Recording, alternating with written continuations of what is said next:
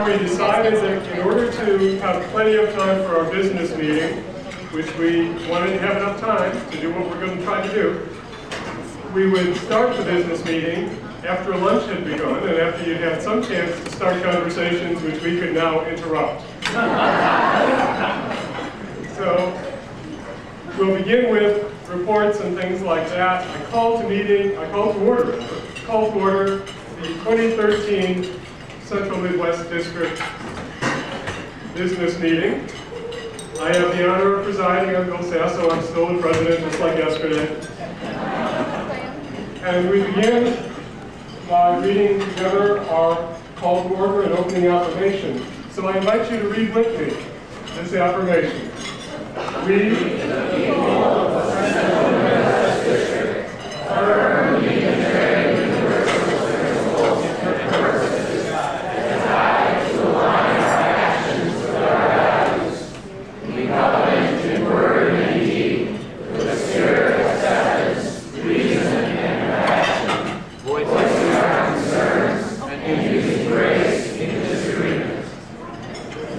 and out of the sense that even business meetings are part of our holy work, we like to take balance.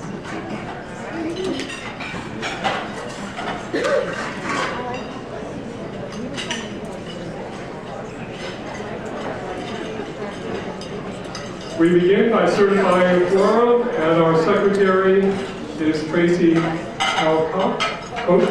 And Tracy, how many delegates do we have? 113 delegates from how many congregations? 36. From 36 congregations, which means that we have a quorum.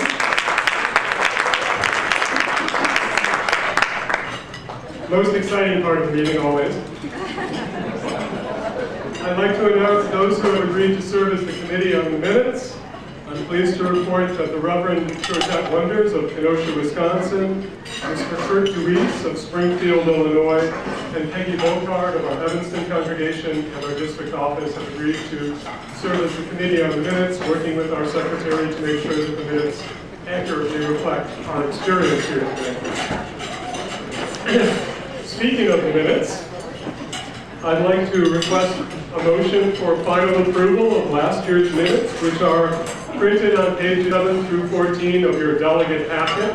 The delegate packet looks like this. It's got a green cover on it. May I have a motion? So moved by Tom Sommerfeld. Tom Sommerfeld of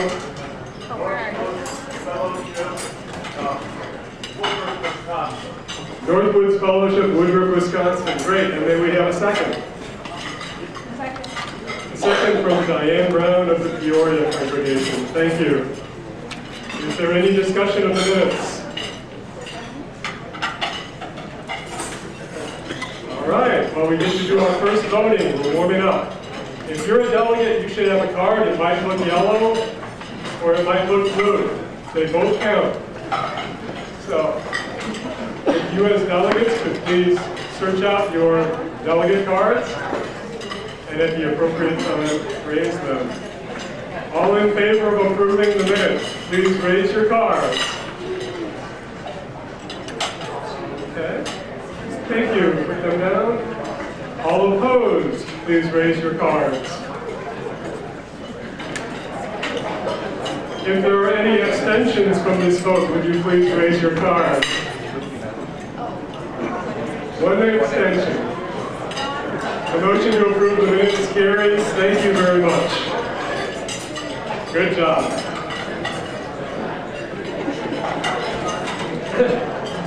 At this time, we turn to presentation of reports and awards. You're probably wondering why there isn't more detail about that. I'm going to give you a bit of detail right now verbally. I have a brief president's report in addition to the printed report, which of course refers to the minutes of board meetings over the course of the year itself. I have a brief president's report. Ian Evison and Dory Davenport-Thexton, our congregational life staff, will present a report. Ryan Koval, our former president, will present a report on follow-up to a motion from last year's meeting. David Carlson, the Reverend Eric David Carlson, our UUA trustee from Central Midwest District, will report on recent developments at the UUA, and there have been some interesting developments lately. And we will present one award, the Gene Kapusik Award for Excellence in Ministry. To begin with my award, I would like to ask a number of people to come up here and join me. I'm going to join you guys to come up and join me. So you're the first people. Wait till everybody gets up here before you do anything, please.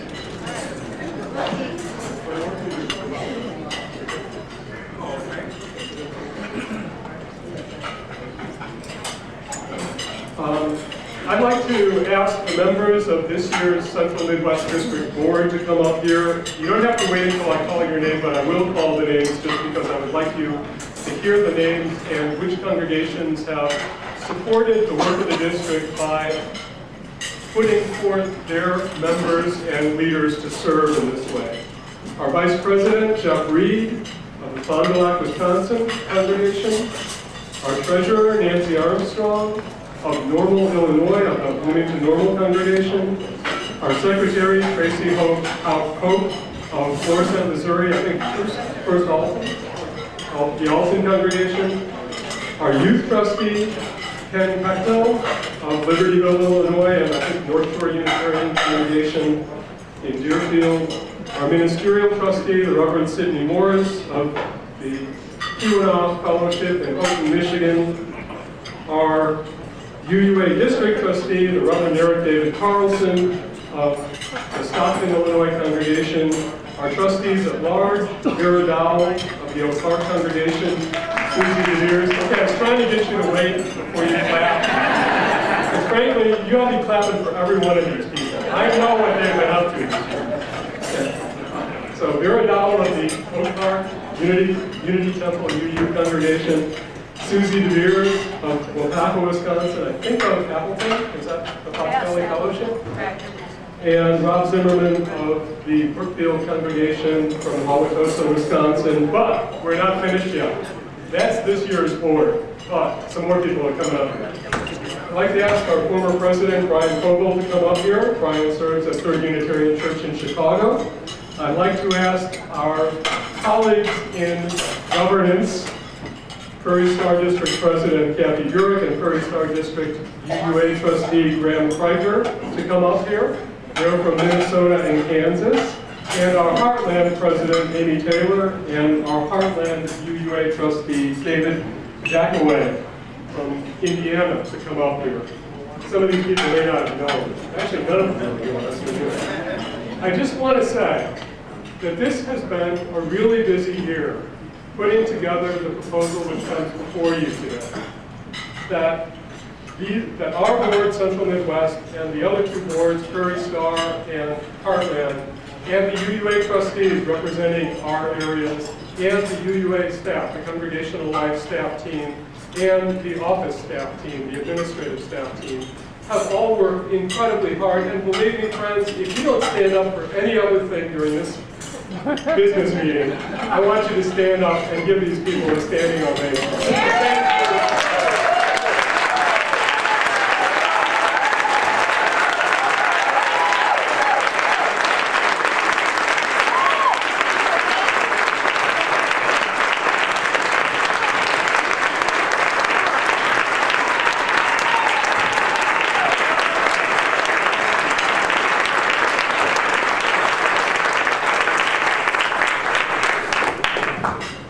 Thus concludes my report.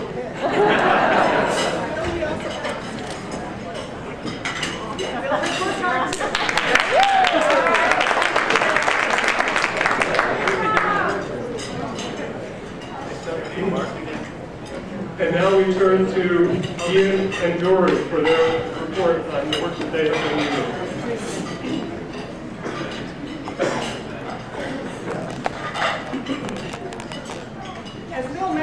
A lot of people have worked really hard this past year. It's been quite amazing. Last August, the three boards from the three districts came together at a hotel in Rock Island, Illinois, and worked intensely over 3 days in a crowded, cramped, overheated room. And they came out of that meeting with just incredible dedication to our faith and to the formation of this region. Every single person who was at that meeting last August took home an enormous responsibility and commitment to following through on different pieces of the work of forming the region. So we really, Ian and I know our colleagues in Prairie Star and Heartland, Nancy Combs-Morgan, who is here. Thank you, Nancy. And Lisa Presley and Nancy Hagee and Phil Lund. We owe them just a debt of gratitude that we will never be able to repay, because every single person has done an incredible amount of work. So that's a big part of it. Everybody took out a piece of the process, went home, and did a lot of stuff this past year with that. I would also like to add my thanks. Many of you here have been part of this in lots of different ways, and I just have an amazing big sense of gratitude for how the ideas that led to this have been added to by so many. I wanted to also say a couple things about what you can expect next year. You got, I believe, a sheet in your packet about program next year, some of the more detailed things, but I wanted to say three things in particular that you can expect. One is that all of us who do this work do it because we like working with you. And we expect an ability to have a renewal to work with you, including in the face-to-face kind of things. One of the things that led us into this is that we had to cut our travel and so on so much because we were balancing the budget by cutting travel, and that was no longer working. So we really look forward to being with you and inviting you into more local relationships.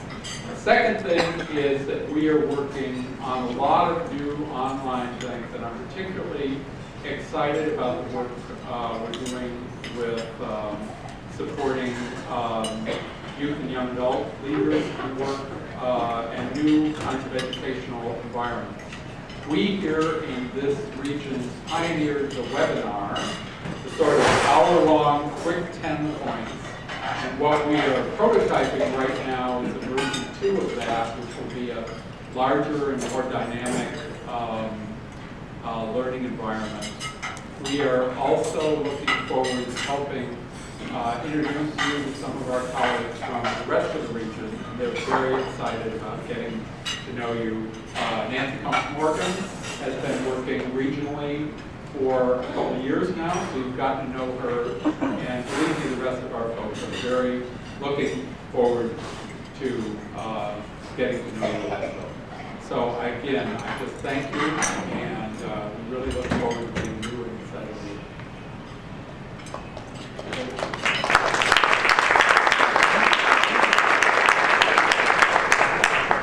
And I was going to add, part of what we're looking forward to is also finding out what is of interest to you. What are the things that your congregations are really excited about, passionate about? How can we partner with you? How can we connect you to others who share your passions? And how can we support the good work that you're all doing in your congregations? And thinking about the wonderful work of missionary, as Nicole presented to us last night, and the passion that Nate brought to us this morning about the potential for our message and the important role we have in our larger communities. We're really excited about doing those kinds of partnerships and collaborations with all of you in the coming years. Thank you.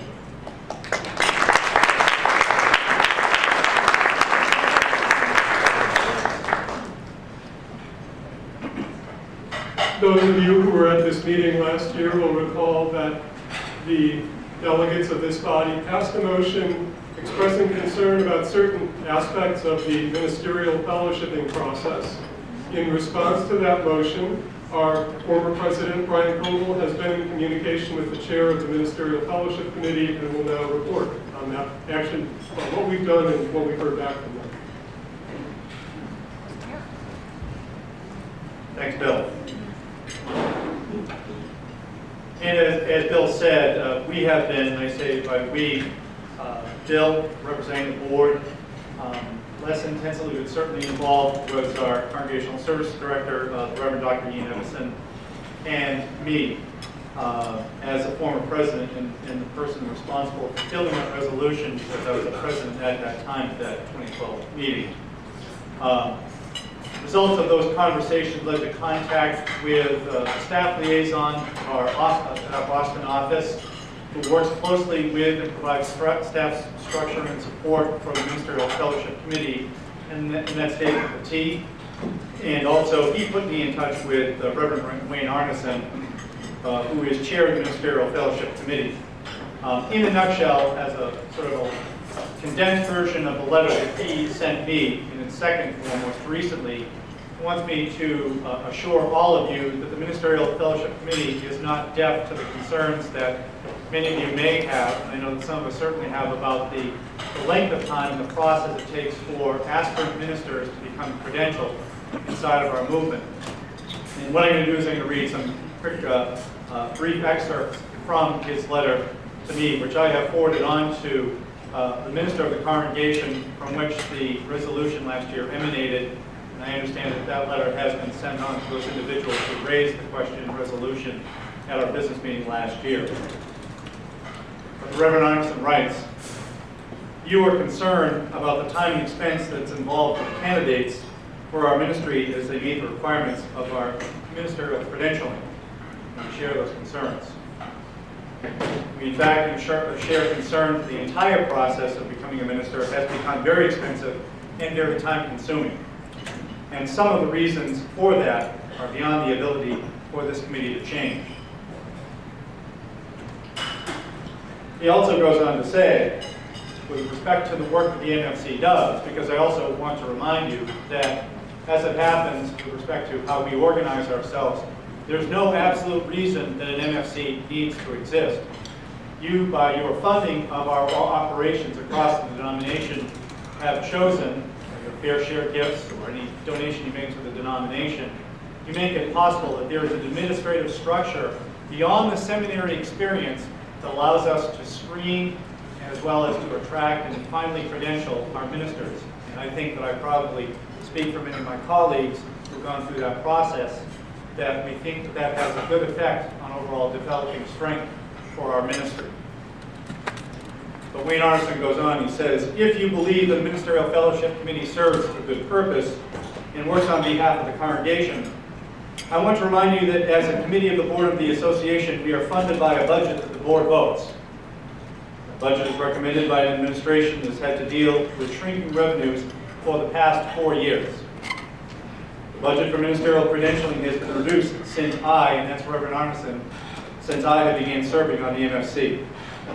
We were first cut back to 3 annual meetings to 4, and we no longer meet anywhere outside the city of Boston in order to cut costs. If you are a delegate from those congregations that does not yet pay its fair share, you have some of the solution to those problems with the MFC in your hand." At the 2011 General Assembly, bylaw amendments that we requested were passed to allow us, and that being the MFC, allow us more flexibility in bringing on temporary members to the MFC to create an extra interview panel. We drew on people with previous MFC experience who lived near Boston and flew in people with experience in our regional subcommittees.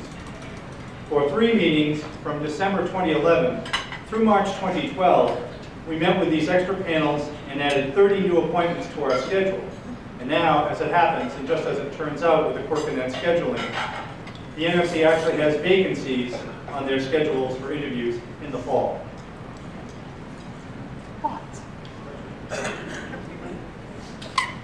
Reverend Arneson had gone on to say, regarding the questions that I had asked that were a sidebar to this particular process.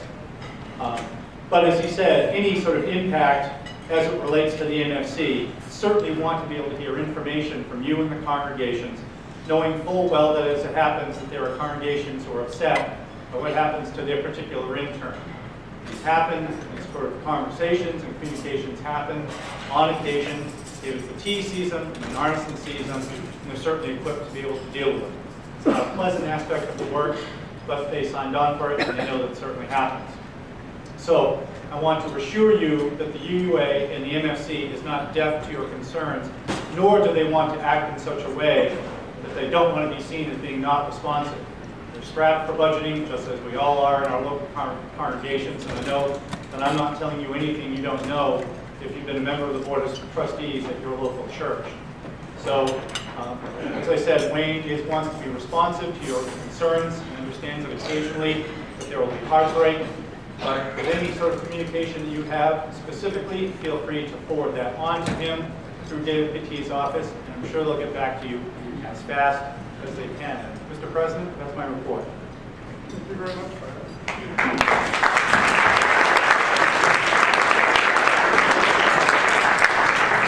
I invite the Reverend Eric David Carlson to report to us on what's happening at the UUA, and there's a lot happening at the UUA.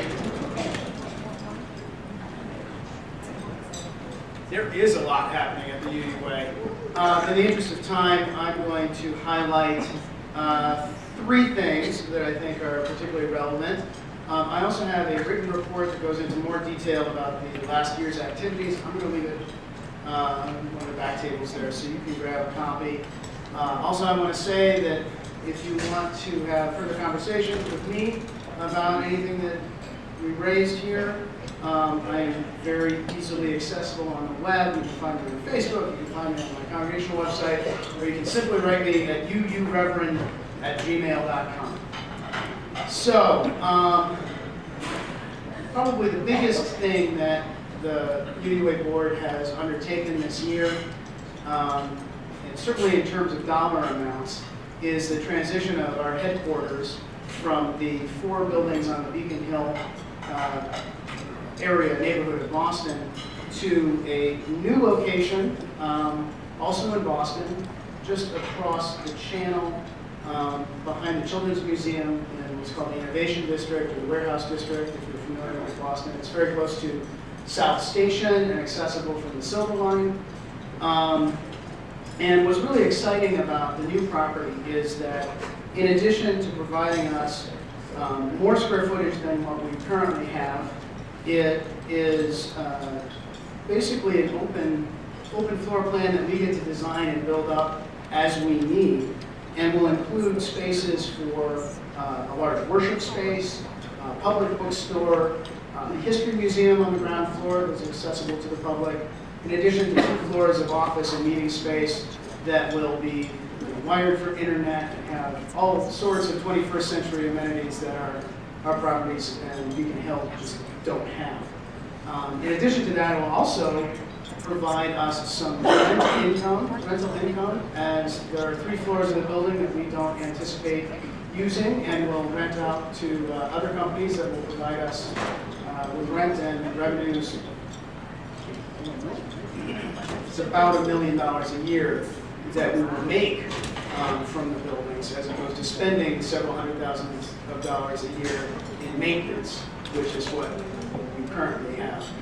So that's a very exciting development, and again, is a huge amount of money going back and forth, but it is seen as a 50-year decision. We've held our properties on Beacon Hill for the last almost 100 years, and certainly for the first 50 years of our association as the Unitarian Universalist Association, and this is a giant step forward into the next 50 years. So we're very excited about that. And in theory, the staff says that we might even be able to have a Christmas party 2013 in the new facilities. So they are expecting to build this up very quickly, and so that's very exciting. The other 2 things I want to mention briefly is we are working on the new global ends of the association, which are the main goals of our institution, how the UUA as an institution serves our congregations and the community at large. This is an ongoing process in the policy governance model. I really want to thank the nearly 30 people who came to my workshop just a little while ago to get feedback on the proposed new global ends. And the sincere hope is that the new ends will better define our mission and our goals for the association and be more easily measurable from the staff side, so that we can be on the same page. to whether or not we're succeeding in all of our different goals. Those will be proposed, will be presented at General Assembly. And if you have questions, again, try and contact me. We are still actively soliciting feedback on the new global ends. And finally, the transition to a smaller board, which is happening kind of at the same time we're dealing with the regionalization issue. 2 years ago at GA, we changed our bylaws to eliminate my position, for example, the district trustee position, to reduce the size of the board, create more opportunity for a diverse board, and allow for a much more streamlined governance model. So all of us who are currently district trustees are going off the board at the end of GA this year and will be replaced by at-large trustees. And hopefully that will allow for a much more efficient meeting style and governance process than we've had with the 27, 28 people around the board table that we've been working with for the first nearly 50 years of our association. And that kind of goes hand in hand with the regionalization process that we're undergoing here and in the Midamerica region. And actually just last week at the DA board meeting, we approved the bylaw changes that will come up before the General Assembly to recognize regions in addition to districts in our governance structure. So those are kind of the highlights. There are obviously a lot of other things that we've been dealing with this last year. If you want, please take a copy of the report and feel free to contact me at any time. Thank you very much.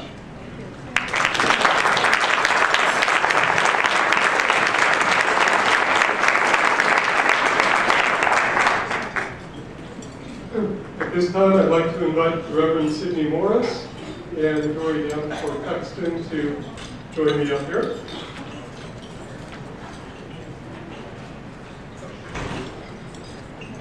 You can come through here.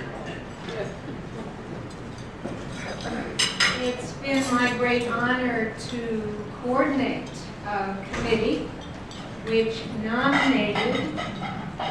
collected nominations and determined a winner for the Jean Kapusek Award.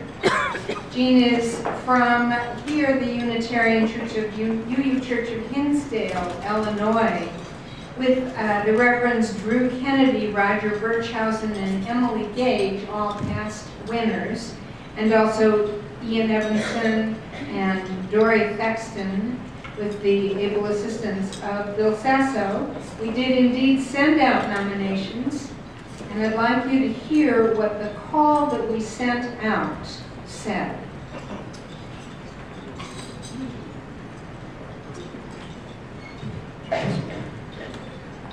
Do you know someone who lives our Unitarian Universalist commitment to the priesthood and prophethood of all, understands and champions excellence in both clergy and lay leaders, supports the mutual ministry of ordained and lay people, knows that together strong lay leaders and strong ministers potentiate Unitarian Universalism, someone who has assisted congregations toward mutual understanding, appreciation, and cooperation, nurtured ministers and worked with ministerial interns, supported training and opportunity for lay leadership, mentored laypersons in their ministries, served on the Ministerial Fellowship Committee. Amazingly, Jean Kapusek did all these things. The Central Midwest District Annual Excellence in Ministry Award is given in her name.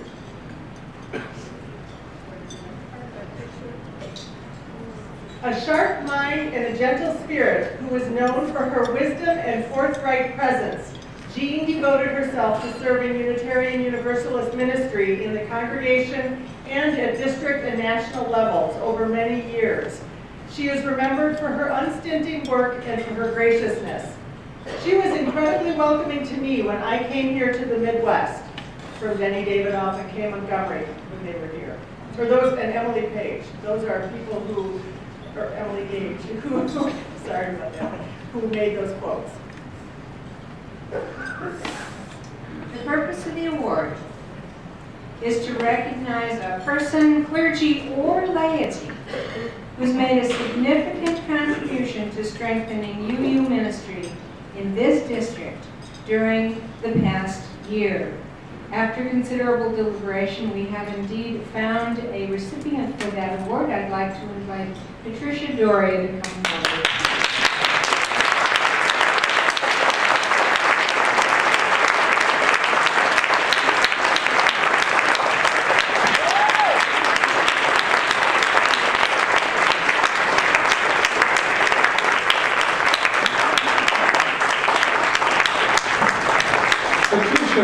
Has done many amazing things. In her own church in Brookfield, she has been a leader in the leadership development and in sharing ministry. We on the staff know her best as one of our district consultants. A very cool program we have is a group of really wonderful people, lay people, who go out and work with you congregations when you are in tough spots. And Patricia has worked with many, many of you over the years. So it's really wonderful to have her with us today. And her work continues. She's preparing herself in an amazing program in spirituality at the Shalem Institute in Bethesda, Bethesda, Maryland. So, thank you to you,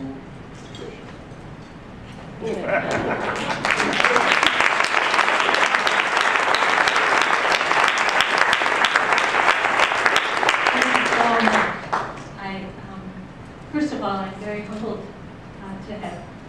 to be receiving this. It's certainly not anything I would have ever imagined. I'm kind of a one-on-one sort of person, or small group, so this is huge.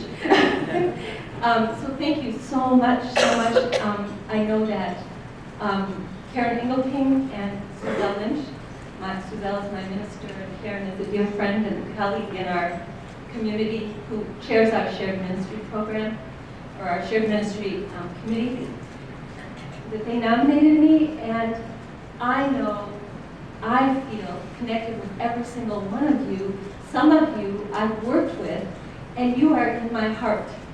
And I feel like what we do when we do our consulting, and when I'm with you, we have a connection that's so deep because it comes from our spirits. It's like the effort is to kind of get all the other stuff out of the way so that we can just really connect where it really means something, where it's the deepest part of ourselves. So I'm very, very grateful, and thank you so much. You are my family, and I forgot what else I was going to say, so I'm just going to stop.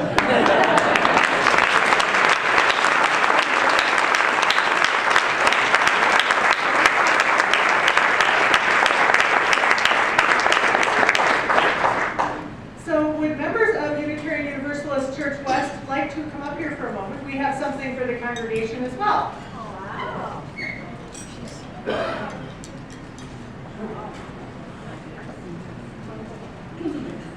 We give Patricia this plaque that she gets to keep. And we give the congregation a plaque that they can post for 1 year, and it lists the previous recipients. And then they will, next year, well, we'll figure out what's going to happen with the awards for the regional. We anticipate they'll still give some of these things out. So this is for Karen.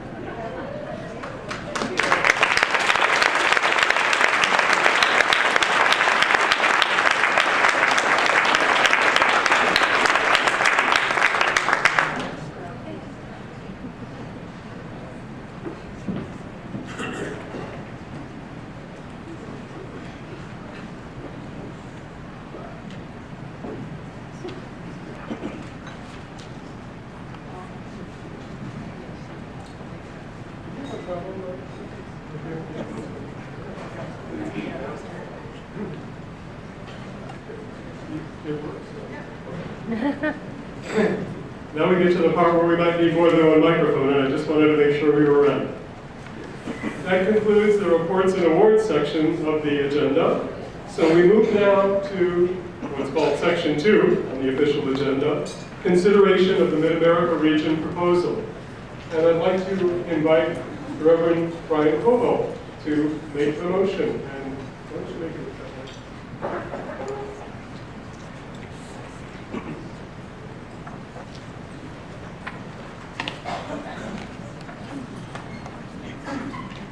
Mr. President, members of the Board of Trustees and delegates, on behalf of those Board of Trustees of the Central Midwest District of the Unitarian Universalist Association, I move adoption of the motion to form the Midamerica region of the UUA as it appears on page 6 of your delegate packet.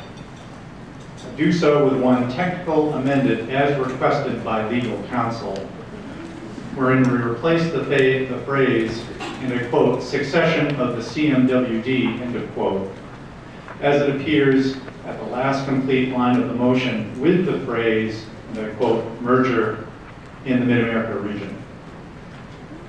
And if we could take the screen display to the last part of this proposal, which would say, be it finally resolved. Keep going. Keep going. Keep going. Stop.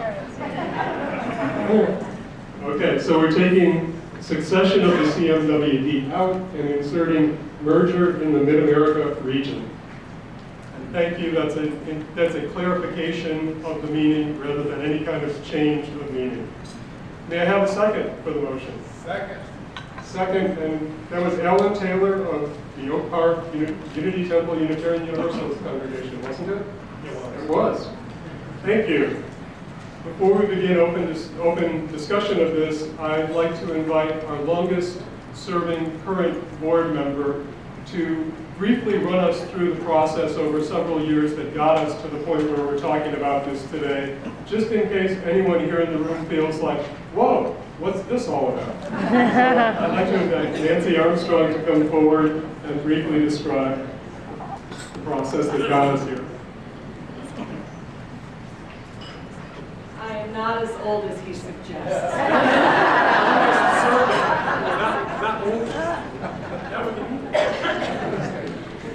I'm not here to tell you actually about all the hard work you've heard about that, but what I want to just briefly talk about is the deliberative process that we have taken over the past 3 years to reach today. In 2009, the district presidents met with the UUA Board of Trustees, and they discussed issues of governance, organization structure, accountability, and human resources. The UUA saw the legal necessity to end the practice of co-employment, and they also saw the value of clustering the staff into regions. Thus began a dialogue among the districts in the Midamerica, between the districts of the Central Midwest District, Prairie Star to our west, and Heartland to our east. In November of 2010, members of our 3 districts participated in a conference call with Teresa Cooley of the UUA and Michael Salwasser of the Pacific Southwest District for a preliminary discussion of regionalization. Meanwhile, in December, the boards of the 4 districts of Southland met to discuss the challenges to our faith and produced a document entitled the Orlando Platform, which set a vision for future discussions on governance and shared ministry. By February of 2011, our district boards were in deep discussion about co-employment and covenanting, and each board approved a regional collaboration statement and process that spring. That spring, the district meetings, our district meetings, we began the dialogue, the discussion about regionalization review.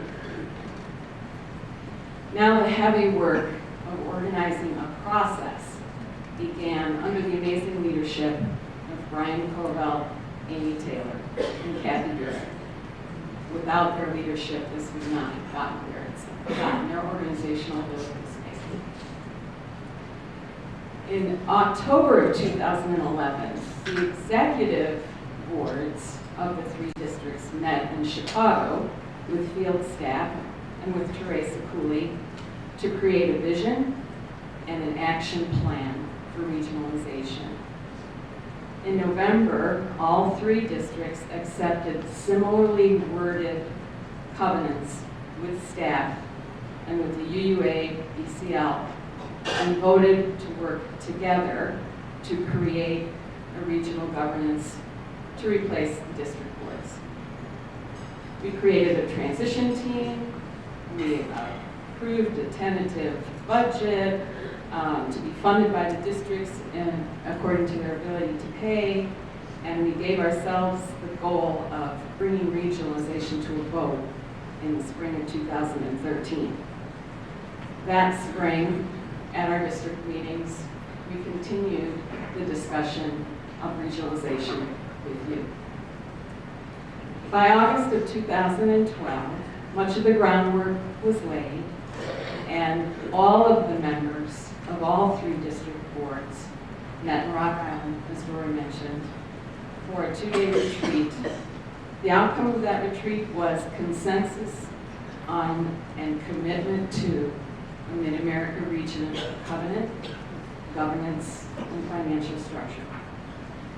We laid out the final tasks. Everybody signed up for a job, and these tasks were needed to prepare for the vote today, and we also are trying to lessen the transition tasks for those who take leadership roles going forward. So here we are, an amazing team of UUs have worked very hard over the last 3 years to make this happen. There's a lot more work to be done, and we're anxious to do it.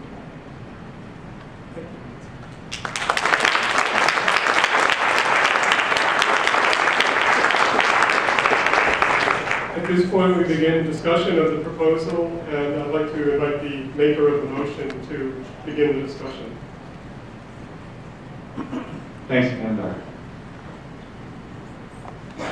It wasn't exactly Kismet, but it felt like it at the time.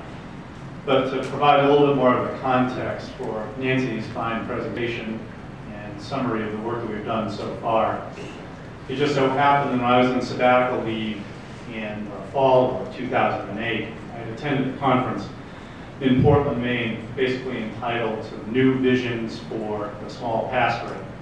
And I met 2 individuals in ministry, one a Lutheran, one the United Church of Christ, who were working on proposals very similar to this, one that we're adopting today, in their denominations. So the concept of regionalism, just to let you know, for those of you who don't spend time, like the Reverend Dr. Evison and Bill and me, in the sort of waters of looking at what congregations have been doing for the past 20 years and might possibly do for the next 20, how they organize themselves so as to be revitalized. It just so happens that there are a number of other denominations who are experiencing what we're experiencing now. They want to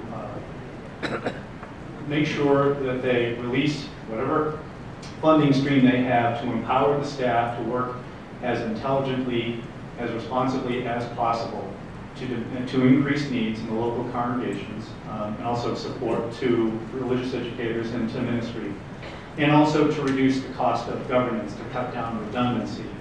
But that it's also not just that. These 2 gentlemen that I went to the workshop were also intent on trying to find new and creative ways so that the local congregations could be in healthy, constructive relationships with themselves, across regional borders, geographic borders, close locations, off at a distance, and also in a good, healthy relationship with their district staff, whatever their middle adjudicatory happened to be. And at that time, 2008, that's when I started hearing about what work was being done in regionalization here in our own denomination. I found out what was happening in what we now know as the Hallelujah region in the South. and of the background of work that was being done by the district presidents down there, one of which is Jim Key, a person I happen to think of as a personal friend. And no, that was not a shameless plug for Jim as moderator of our denomination. Yes, it was. The later concerns about that. But it seemed interesting, and this is the Kismet part, is that it seemed interesting that there was movement about that from another aspect of our denomination. It came to me about the same time that I'd gone to this conference. So this idea has been sort of incoherent in a way at that time, and has been slowly but surely taking shape. But I want to reassure you, as I know that some of you know this, that this idea does not come out of whole cloth. And again, as Nancy said, this has been a long time in the making. Thank you. Other discussion? Brian? As you begin your comments, I'd appreciate it if you would state your name and your congregation. I'm Bobby Campbell, First Unitarian Chicago.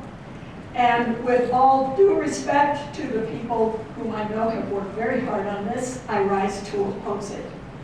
I am most concerned about whether or not we will have the same kind of participation, democratic participation in our deliberations with this merger as we have at this point in time.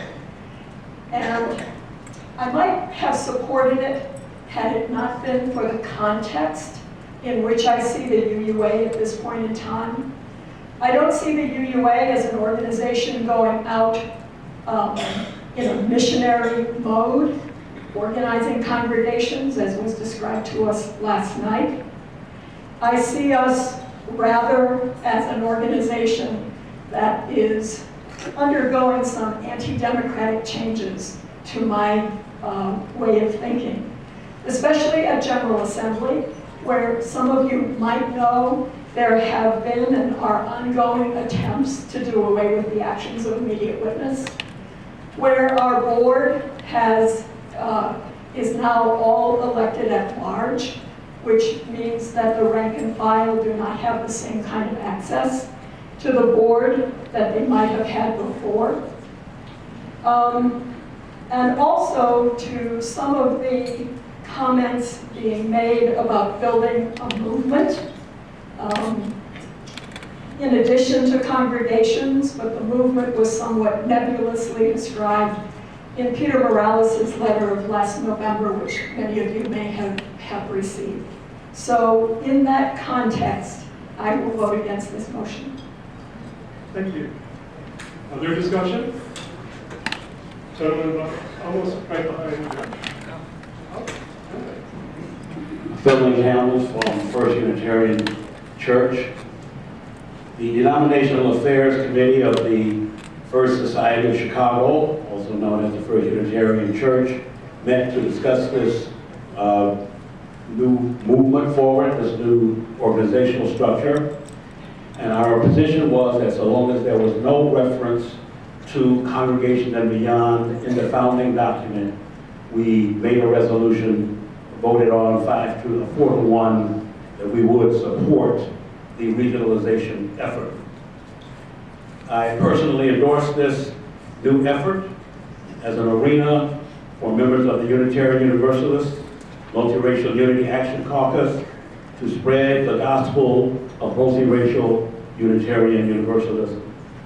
A new arena, especially as a way to show to our white, predominantly white congregations that will be involved in this new region ways to advocate multiracial Unitarian Universalism in their own backyard.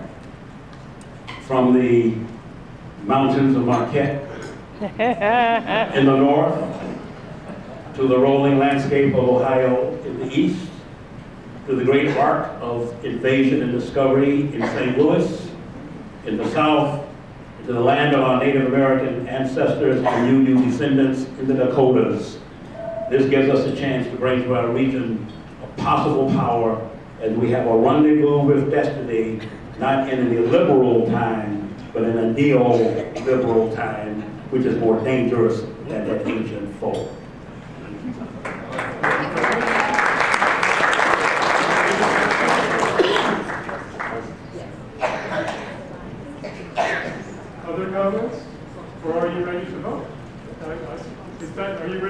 you want to talk? Or? Yes. Yeah, okay. Wasn't sure if you were signaling that it was time to vote. Okay. I'm sorry, I was trying to make up my own mind too. Dorothy Brown Brumbaugh from the Joliet Church in Illinois. This is a specific question. If now is the time, please consider it, and if not, I'll bring it up later. Is there a plan in place for staff accountability and evaluations as we move into regionalization? Personnel policies and procedures. Ian, would you like to respond to that? Or would you rather?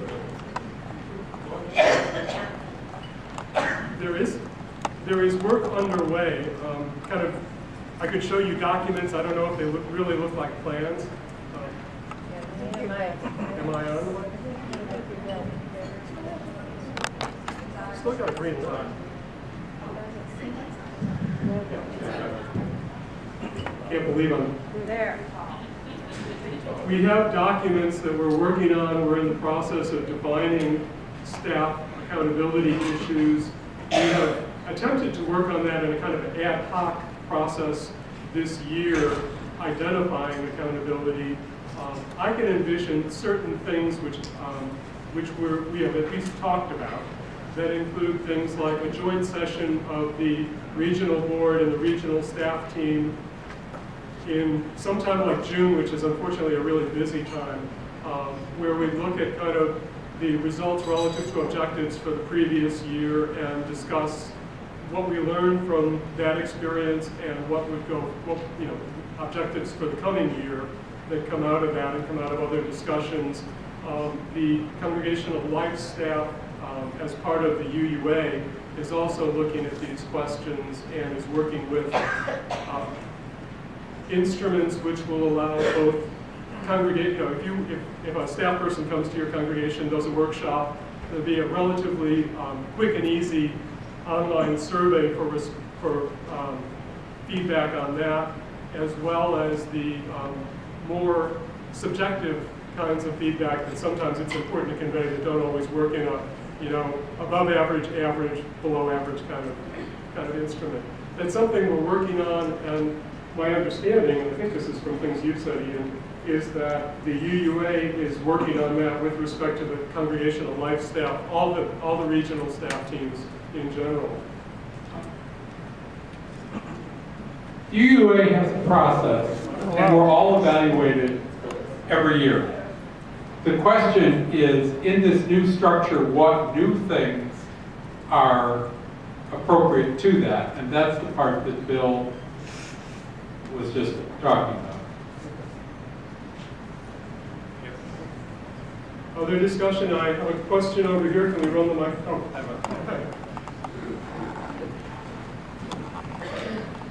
keep Brian in shape.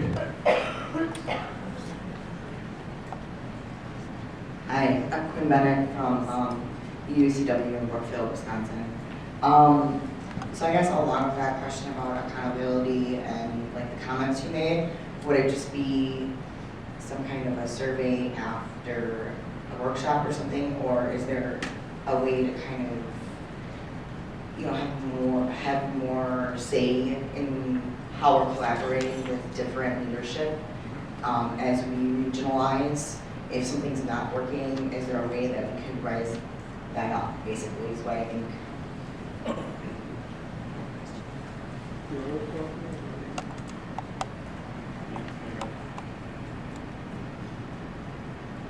Well, there are three levels to answer that.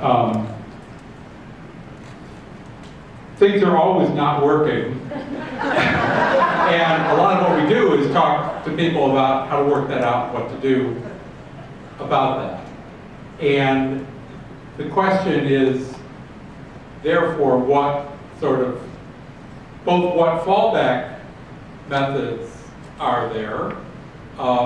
So if you talk to somebody and you're not satisfied, what can you do? I am a supervisor for all the staff for the region, so you can come to me if you're frustrated with somebody else.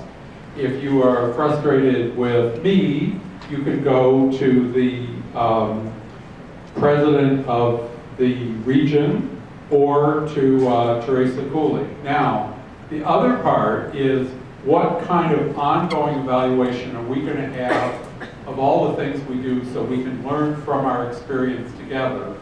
And obviously surveys is only part of that, but we would hope that each type of thing we do, we find ways to learn from what's going right and what's going wrong in that.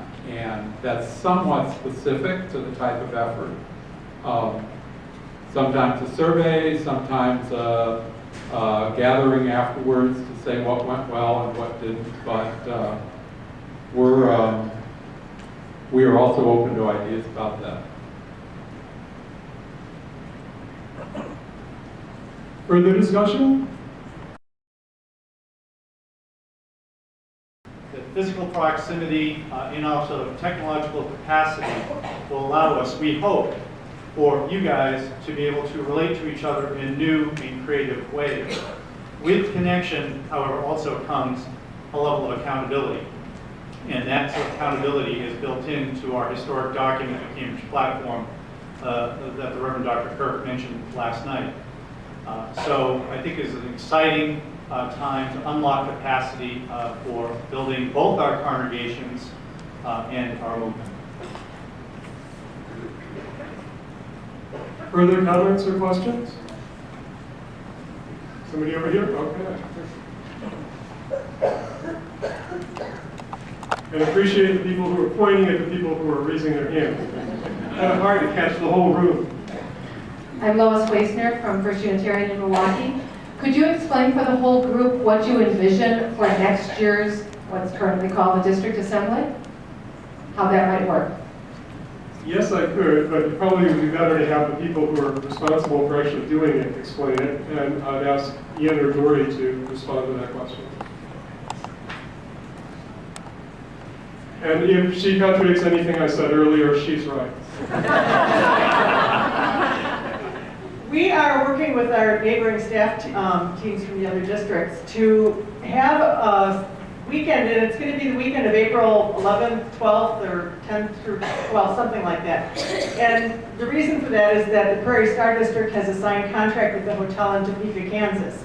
So that is the weekend that there will be regional assembly, and we plan to have it in at least 3 locations. So there'll be a location in this district, and what used to be this district, and a location in the Heartland.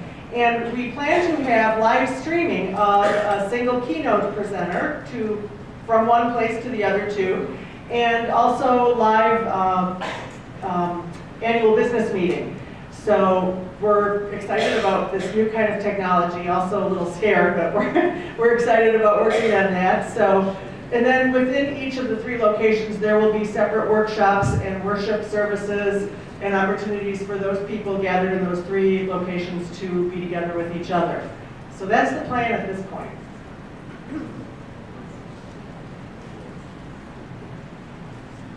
Any further questions or comments? There's Finley, you have another comment to make? Okay. I'd like to move the question if possible, Your Honor. Well, actually, if nobody says anything, then I'm going to call for a vote, as opposed to us having to vote about whether we want to vote. So I see no further hands raised, which means that it's time to vote on the motion. The motion is on page 6 of your delegate packet. We have made a technical amendment, or the motion as presented includes the technical amendment regarding the change in terminology at the bottom of the page. Please get your delegate cards, either yellow or blue out. Would all in favor of the motion please raise their cards? Please hold. Please put them down. Would all opposed please raise their cards? Let's see, 1, 2, 3. I'm seeing 3. Thank you. Would all abstaining please raise their cards? See, 1 abstention. This is both a suspension of the bylaws and essentially an eradication of the bylaws, and as such it needs a 2/3 majority to pass. It clearly has a 2/3 majority. The motion carries. We have formed the Midamerica region.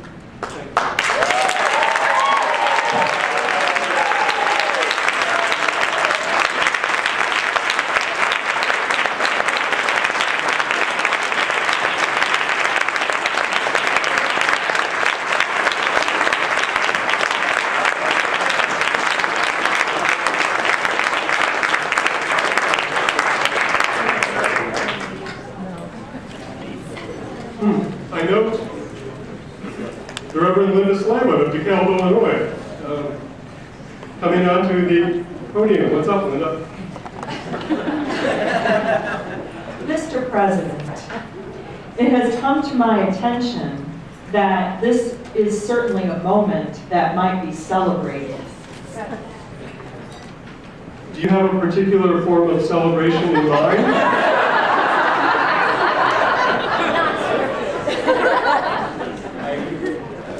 Our thought was perhaps standing, singing, and shaking our tails would be appropriate. I agree. Go for it. There's a famous South African song called We've Got the Spirit. Oh, sorry, we got the power. Oh, I guess I got the spirit too, right? We've got the power, so there's 3 parts to it. Sidney's going to take the middle part, so all of you good altos are going to follow with Sidney. Tenors and basses are going to be with Jack and I over here. That's down low. And sopranos are going to take off with Linda. And so here's the alto. So, the altos goes like this. We got the spirit, hallelujah. Now, we got the power, hallelujah. We got the power, hallelujah. We got the power, hallelujah. Now the basses and tenors. We got the power, hallelujah.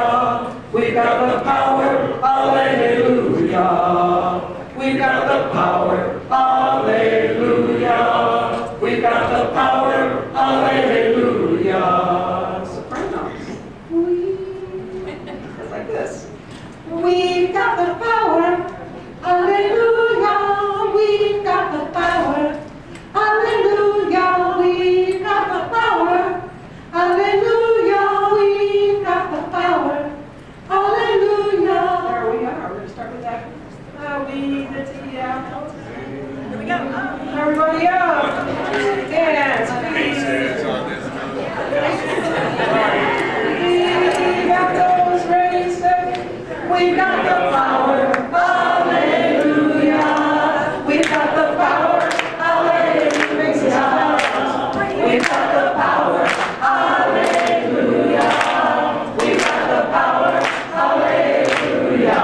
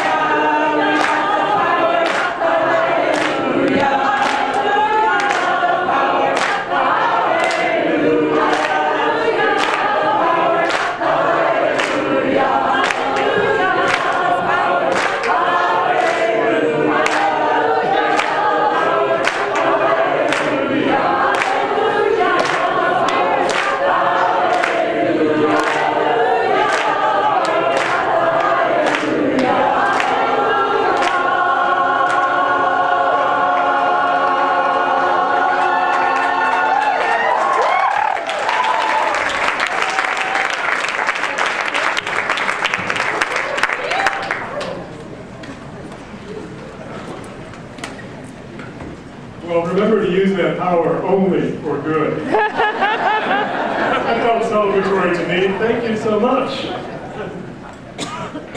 Point of personal privilege. Point of personal privilege from, I recognize Kathy Burek from our neighbor district. She's probably coming up to point out that we didn't do this by ourselves. Mr. President, from the last president of the Prairie Star District to the first president of the Midamerica region, I'd like you to present you with the Prairie Star District Gallery.